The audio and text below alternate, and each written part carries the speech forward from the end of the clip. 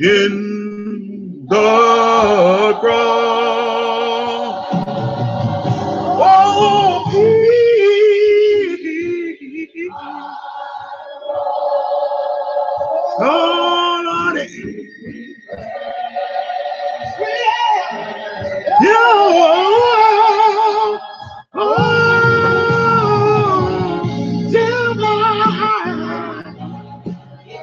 till my wretched soul. Whoa! Woo! My wretched soul shall find, when it is all over, I'll find rest. Thank you, yeah. Rest beyond the river.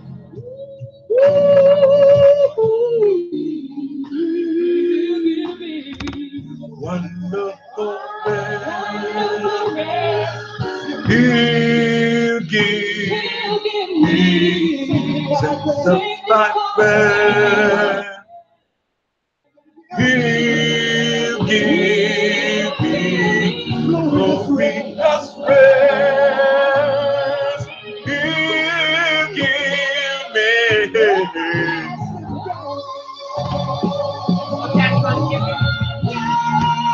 rest. He'll give me rest. Rest. He'll give me rest. Oh, yes, he'll give me rest. Woo, boy. Rest, he'll give me rest. He'll give me wonderful rest. He'll give me everlasting rest. He'll give me wonderful rest. He'll give me glorious rest. Rest, he'll give me rest.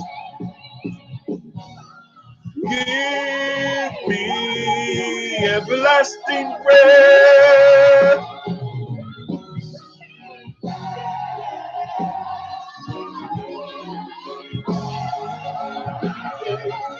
He'll give me glorious rest.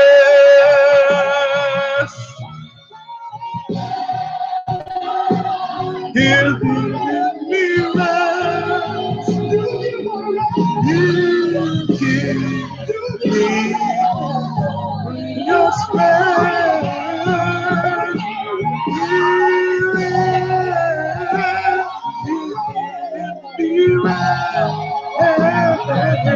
He'll give me. Hey, hey, hey. What's wrong?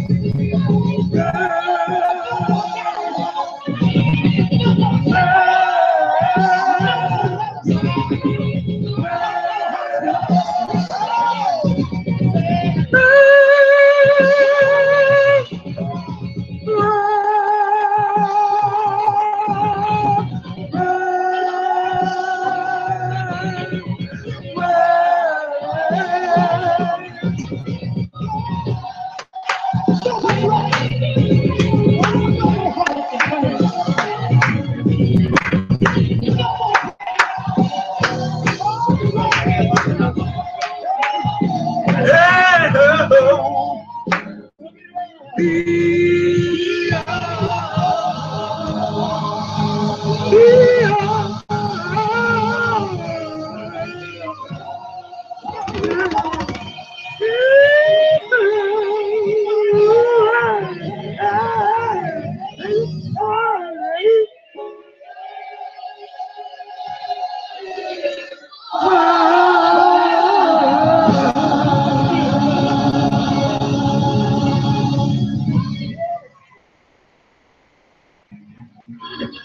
Amen.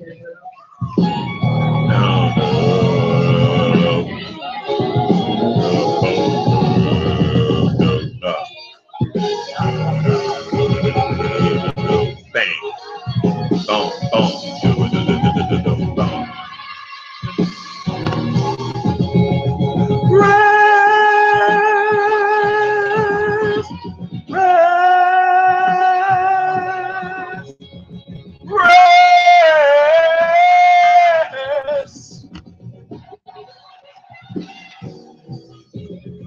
rest, rest. Oh, rest. Okay, let's get formation. Get in formation. We're gonna have a short little reading, just a chapter. Jeremiah 19. I was reading this morning. I'm going to share it with you all. I want to tell you the type of prophet I want to be. I want to be the type of prophet like Jeremiah. I don't have to do no miracles. I don't have to be dead. I don't have to split the Red Sea. I don't have to be the second person in charge in the kingdom like Daniel was. I don't have to be able to discern visions. I don't have to be able to see decipher dreams. The type of prophet that I want to be is the type of prophet that Jeremiah was, or John the Baptist. I don't even have to be a prophet like Jeremiah. I don't have to be a prophet like Ezekiel. I don't have to be a prophet like Moses. Jeremiah, somebody, he never did any miracles, no miracles. But I love the prophet Jeremiah. I love the prophet Isaiah. They didn't do no miracles, no miracles. They didn't speak in tongues. They didn't cast out devils. They didn't do none of that. Matter of fact, they got beat up and killed. Now, Jeremiah didn't get killed. He almost got killed. He came real close to death, and Isaiah got killed. That's the kind of prophet I want to be. So when people think of, when people hear you say you're a prophet, they think of, you know, Elijah, mighty prophets like who executed miracles. They think of Yahushua. They think of him walking on water, splitting the Red Sea, going up to Mount Sinai and looking at, I don't have to see the Most High. I just want the Most High to speak through me about his people. That's all I want. I don't have to have a high office in Israel. I don't have to have a high office in the world. I just want the Most High to use me as a prophet. Okay? So the type of prophet I want to be is the type of prophet that most people don't want to be. Okay, when they think about prophets. So don't trip out because I say I'm a prophet. So what we want to do, just we'll go get my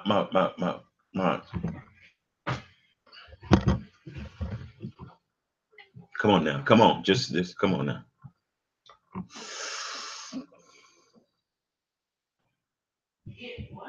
Oh boy.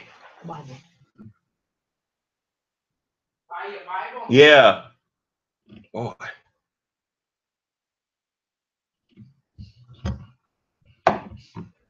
So we're going to get into this teaching, Jeremiah chapter 19, as we close the Sabbath. Actually, the Sabbath is over right now for us. It ended a few minutes ago. Okay, that's all right. I'll just read from here. Jeremiah chapter 19. Now, what I'm about to read is going to be very disturbing, especially in the economic climate that we're in. This is going to be a very disturbing message, and this is why nobody in Israel liked Jeremiah. This is why Jeremiah was not liked by any of the camps of his day. And so that's the kind of prophet I want to be. I want to be that type of prophet that got a message that's so bold and strong that nobody in Israel likes me or loves me. Okay. When I say nobody, I'm talking about groups. Certainly people are going to like me, but they're going to be individuals, but they're not going to be organizations and groups and camps. They're going to hate you. So Jeremiah chapter 19, and we're going to read this in course. And it's going to begin with my oldest son, Aholiab Bezaleel. All right. Thus saith the Lord, go and get a potter's earthen bottle, and take of the ancients of the people, and of the ancients of the priests, and go forth unto the valley of the son of Hinnom, which is by the entry of the east gate, and proclaim that 3 verses. And proclaim there the word that I shall tell thee, and say, hear ye the word of the Lord, O kings of Judah and inhabitants of Jerusalem. Thus saith the Lord of hosts, the God of Israel, behold, I will bring evil upon this place. He's going to bring evil upon what place? Jerusalem. He's going to bring evil on Jerusalem. I know we don't like these type of messages, but this is the message that the Most High gave to Jeremiah to give to all the camps of the day, in his day, all the One West camps, assemblies of his day. Hey, y'all, I'm telling y'all this right now. The Most High is going to bring evil on all of Israel that's locked up in the ghetto. Keep going. I know you don't like that. You want to hear this, the sky's going to be bright and birds are going to be chirping and angels going to sing from the sky and all that. You're going to see fluorescent pink bunnies hopping around in fluorescent green grass, eating fluorescent colored eggs. Go ahead. The which whosoever heareth, his ears shall tingle. It's going to be the evil he's going to bring on us is going to be so bad, our ears are going to tingle. Go ahead. That's it. Go ahead, baby. Because they have forsaken me and have estranged this place, and have burned incense in it to other gods, whom neither they nor their fathers have known, nor the kings of Judah, and have filled this place with the blood of innocents. Now we see why the Most High is going to bring this evil on us, right? Mm-hmm. We know why he's going to bring this evil on us. It's because Israelites who know they're Israelites and claim to be worshiping the Most High, they are idolaters.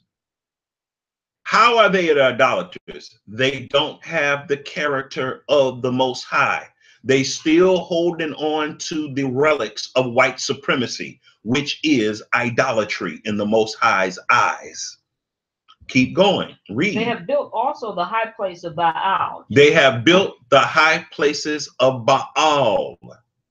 We're building up our families, our businesses, our relationships on the connections that we have secured in Baal worship. Go ahead.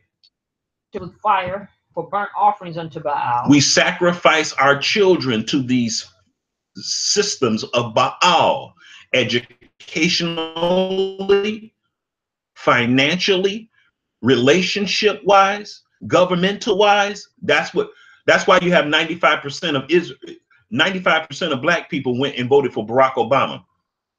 Vote for anybody that's outside of our nation. As a matter of fact, the Most High didn't bring us here so we could vote. Keep going. Which I commanded not, nor spake it, neither came it into my mind. He didn't speak none of this stuff that we doing. Keep going. Therefore, behold, the days come, said the Lord, that this place shall no more be called Tophet, nor the valley of the son of Hinnom, but the valley of slaughter. The valley of slaughter. The ghettos are going to become the valley of slaughter. The Hebrew Israelite camps are going to become, and assemblies are going to become, the valleys of slaughter. He's coming after us. 1 Peter 4:17. Judgment must first begin at the house of Yahuwah, and if it first begins with us, what will be the end of them that obey not the gospel of Yahuwah? Ecclesiastes chapter 9, verse 5. And they began at the ancient men which were before the house. Malachi chapter 3.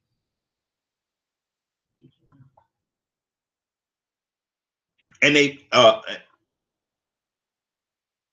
he shall suddenly come to his temple. So yeah, judgment must first begin at the house of Yahuwah. All these raggedy Hebrew Israelites on YouTube with YouTube channels, and they set up to steal from families and victimize families, and they have these large followings. The Most High is coming back to kill them. He's coming back to kill them. I know we don't like that type of language. It's too rough and plain. You know, we want it to say, you want me to say it nice and fluffy, but I'm not going to say it nice and fluffy. Okay, keep going. Next, or whoever. Come on, come on. I will make void the counsel of Judah and Jerusalem in this place. I will make void the counsel of Jerusalem and Judah and Jerusalem in this place. Yes. Why? Because the Bible tells us in Zechariah chapter 12, verse 8, he shall gather the tents of Judah first. Come on, preach. And I will cause them to fall by the sword. I will cause them to fall by the sword. And by the hands of them that seek their lives. Mm-hmm. And their carcasses will I give to be meat for the fowls of heaven and for the beasts of the earth. Right, right. And I will make this city desolate. He's going to make the cities. What are the cities of Judah? The cities of Judah are the camps of Judah, the assemblies of Judah. These are the cities of Judah, the ghettos that Judah, these camps and stuff are in. The Most High is coming after Israel. I'm going to say it again. Judgment must first begin at the house of Yahuwah, not the house of Edom. I know you want me to talk about Edom right now. You're getting uncomfortable. You're getting a cold sweat because you don't hear me saying no judgment is coming to Edom. But I ain't thinking about no Edom right now. He said, get the beam out your own eye that you may be able to see more clearly how to remove the mote out your brother's eye. So Edom is our brother. Okay, I'm not thinking about him right now because judgment must first begin at the house of Yahuwah, not the house of Esau. I know you're sad and depressed and wringing your hands and you're going into an epileptic fit because you hear me saying judgment must first begin at the house of Yahuwah. Read. Everyone that passes thereby shall be astonished. They're going to be astonished at the slaughter that's going to take, that the Most High is going to perform among Israel. They're going to be astonished when the Most High get rid of all of the wicked Israelite men, women, and children, old and young. That's in the Bible. Ezekiel chapter 9, verse 6, I believe. Read. And hiss because of all the plagues thereof. And they're going to hiss because all the plagues. That's like when they see the plagues that hit us, they're going to be like, woo, woo. That's what they're going to do. They're going to be hissing. Dang, man, look what who did that? Why did all this happen to them? That's what they're going to do. And guess what? That's going to be a call card for them to repent when they see the murder. I won't say murder, but the killing of the Most High that's going to happen among us. Read, baby. And I will cause them to eat the flesh of their sons and the flesh of their daughters. We're going to eat the flesh of our sons and eat the flesh of our daughters. I'm telling you, this thing going to be ugly. Read. And they shall eat everyone the flesh of his friend in the siege and straitness. We're going to eat the flesh of our friend and who else? In the siege. In the siege. In the siege and in the straightness. Straightness means dearth, lack of. Everything is in scarcity. Okay, when is this going to be his turn to read? Oh. Okay. Wherewith supposed to read there 3 are verses. enemies, and they that seek their lives shall straighten them. Mm-hmm. Verse 10. Then shalt thou break the bottle in the sight of the men that go with thee, and shalt say unto them, thus saith the Lord of hosts, even so will I break these people and this city as one breaketh a potter's vessel that cannot be made whole again. And they shall bury them in a Tophet till there'll be no place to bury. So it's going to be the slaughter is going to be so bad. I don't know what Tophet represents, but the slaughter is going to be so bad that they're not going to have any place to bury us. Ugly. So I'm telling you this, when these guys say that only 2/3 are going to be cut off, y'all, it's going to be way more than that. Way more than 2/3 are going to be cut off. Let me tell you this. No Hebrew Israelite camp that now exists is going to survive this slaughter that's spoken of in Ezekiel chapter 9, Malachi chapter 3. No Hebrew Israelite camp is going to survive this slaughter. So that lets you know that out of whole cloth, all Hebrew Israelite camps and assemblies are not going to survive this slaughter. And they are inherently, as organizations, wicked. And they are enabling the captivity that we are experiencing, and it is an accelerant to the fire of Yahuwah's jealousy. So I just want to let you know that. Go ahead, read, son. Thus will I do unto this place, saith the Lord, and to the inhabitants thereof, and even make this city a Tophet. And the houses of Jerusalem and the houses of the kings of Judah shall be defiled. That's the place of Tophet, because all of the houses upon those roofs they have burned. And since unto all. What verse you on, son? What verse? 13. Okay.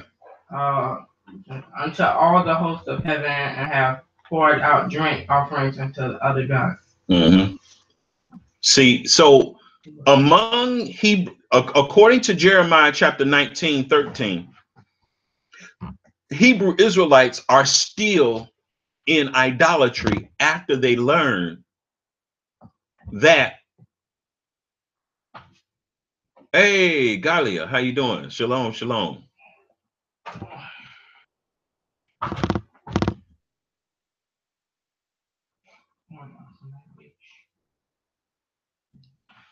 So, okay, go ahead. Go ahead, read. Then came Jeremiah from Tophet, whether the Lord had sent him to prophesy.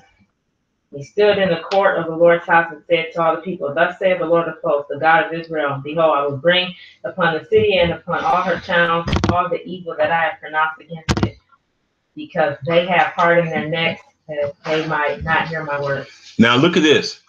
They have hardened their necks. They didn't harden their necks as people who didn't know that they were Hebrew Israelites. No, they hardened their necks as people. So this got to be talking about all these camps and all these assemblies that you see right now on the internet, off the internet, on Facebook. The Most High is coming after us.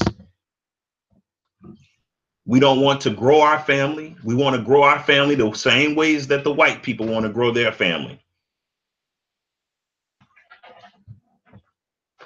The men can't grow their family because they so lustful.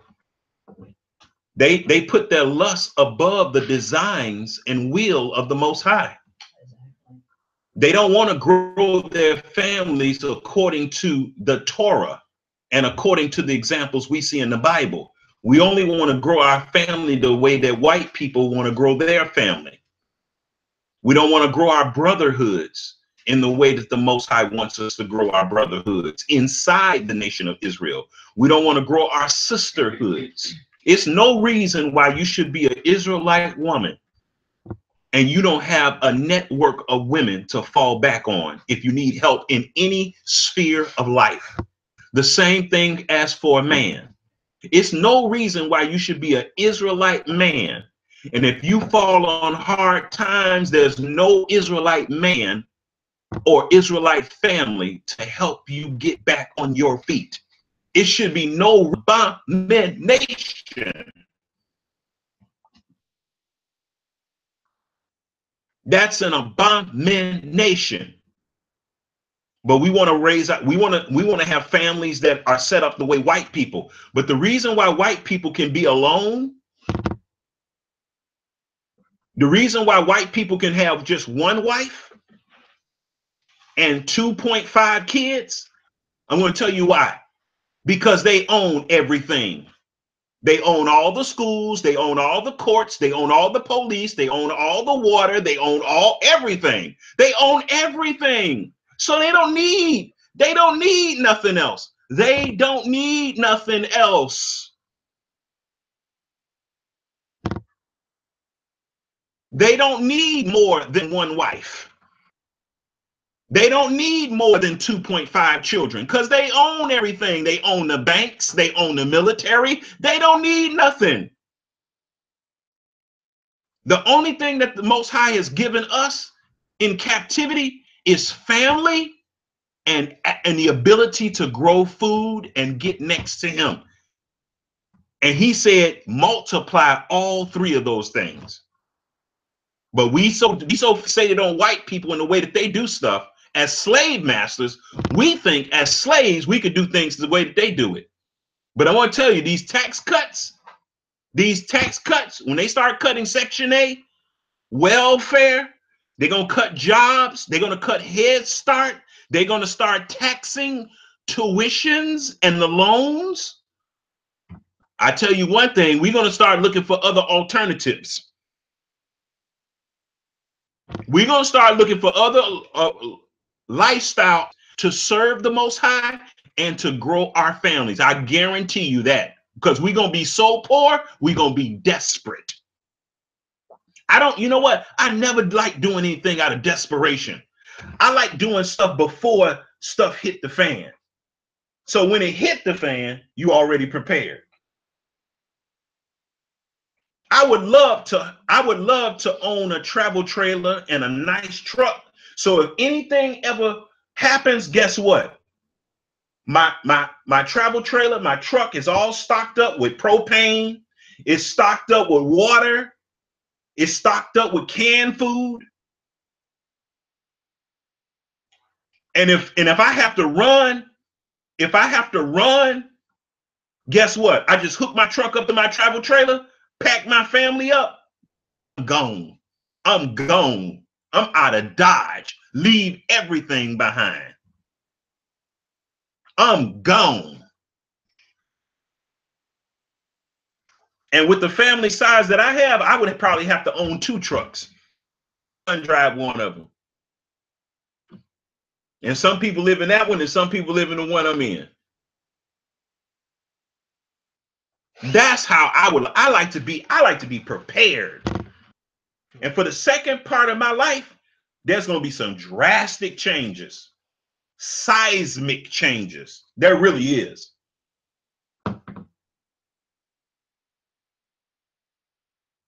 As a father, as a husband, and a man, there's going to be some seismic changes. For real, though.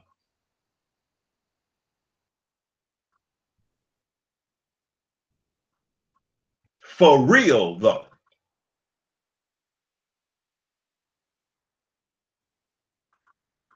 Because, see, when you have all these tax cuts that they're about to do, there's going to be a lot of stealing. There's going to be a lot of rape. There's going to be a lot of home invasions. There's going to be a whole lot of stuff, especially when somebody see that you got something that they ain't got. There's going to be a problem. When they see people in your house got jobs and they ain't got jobs, but you ain't really got nothing, but you got more than them, guess what? They're going to pay you a visit. You're going to start seeing more people in your yard in the middle of the night. You're going to see more people driving past your house and slowing down, casing your house, trying to figure out when people at home and when they not at home.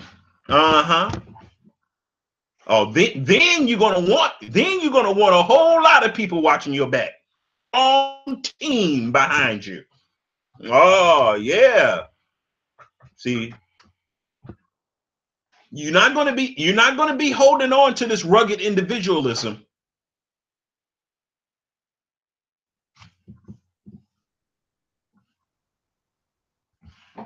You're going to want to practice your second. You're going to try to get your Second Amendment game on fleek. You're going to want to have your daughters practice their Second Amendment, get their Second Amendment game on their fleek. You're going to want them to have a little Glock under their dress. Huh? What'd you say? What did you say? Huh? You're going to want some strong husbands, okay? That's about that life. Not no little weak husband who no, you're going to want a husband that's going to come in like a monster and kill everything.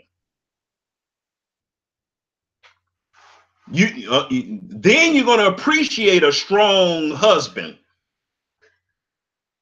You're going to appreciate a strong husband that don't have no problem laying somebody down and putting them things on them.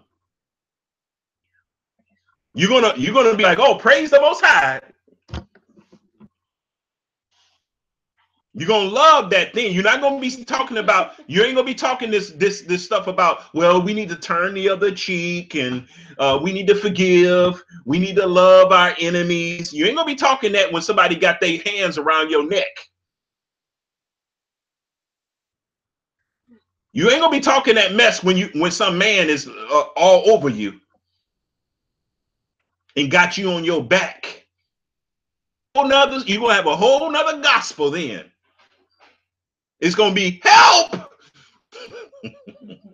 That's gonna be the gospel you're gonna be preaching. Help! Help!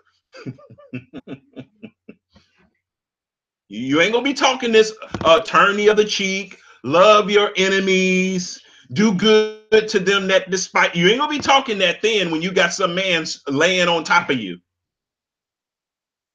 That you're gonna be preaching is help, save me, get off of me. That's the gospel you're gonna be preaching to the whole world. You're gonna hope the whole world hear you so somebody can come save you. You're gonna want that husband to come in and like a monster and just kill. You ain't gonna care how he kill. You ain't gonna care how messy it get. You ain't gonna care how possessed he get. All you're gonna want is that man off top of you. So I know our women are delicate and stuff, and they like, no, turn the other cheek. No, just love and all that stuff. No, but when a man get on top of you, or he got his hands around your neck, it's gonna be a whole nother song you're gonna be singing. I guarantee you that. You ain't gonna want this little fluffy stuff. You're gonna want your husband to come in like a superhero. But that's okay. Because we need to give our women, get their Second Amendment game up. Our women need to have some little Derringers, some little Glocks 21s, some little 9mm up under their dress. Whether they at home or whether they out in the street. So when something pop off, guess what? They could put them things on them. They could do that work. Daughters and mother.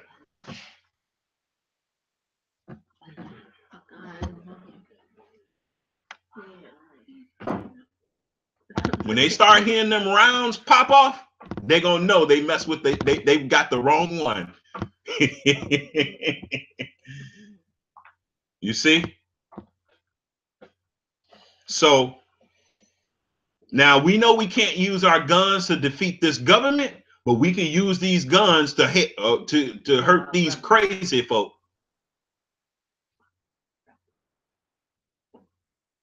Foreign or domestic. Okay, keep reading. Keep reading. That was it? Okay. So I'm going to let y'all go. This is Prophet Robert Navabi. family prophet to the angel of the church to the Laodiceans. And I just want to say, keep these things in mind, y'all.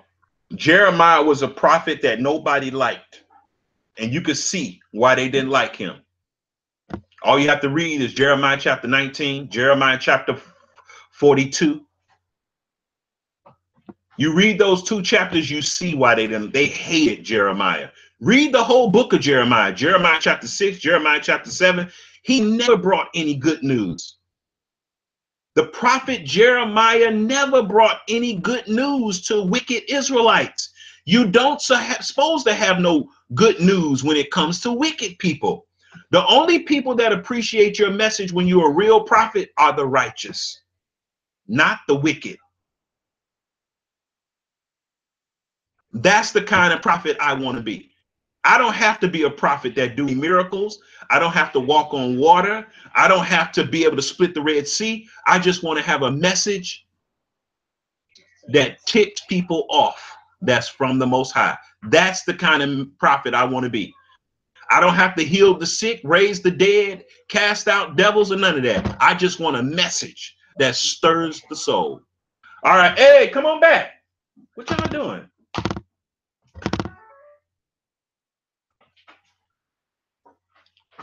See, people want to be that glamorous prophet, the prophet that split the Red Sea, the prophet that, you know, make the sun stand still. Whatever. I'm not interested in that. The prophet that walk on water, the prophet that brings fire from the sky. I don't have to be that kind of prophet.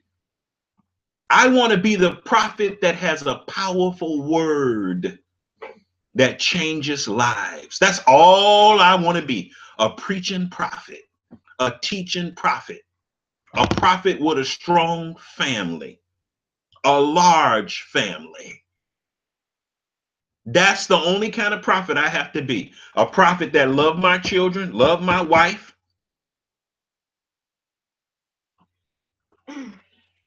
That's the kind of prophet I want to be. I don't have to have no miracle. I don't have to be a rich prophet. I don't even have to be a rich prophet. I don't have to be. Now, I would like to have enough money to do all the things that I need to do, but I don't have to be a rich prophet. I just love the Most High. That's all. So I don't even have to be the most powerful prophet. I don't care about that. I just want the Most High to use me as a prophet. That's it. That's it. I don't have to be the most popular prophet. I don't have to be the prophet with the largest following. I don't have to be that. I don't care. If I only have 2 people following me, 1 person follow me, that's fine with me. I'm all good, baby. I ain't mad. I ain't mad, baby.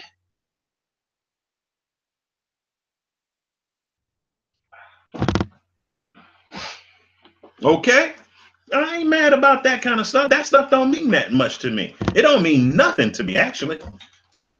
If I don't have nobody following me, I'm still going to follow the Most High. Plug that up, because somebody playing with that. Said, don't touch that thing. Oh. But anyway, I'm going to get out of here, y'all. This is Prophet Rawanawabi.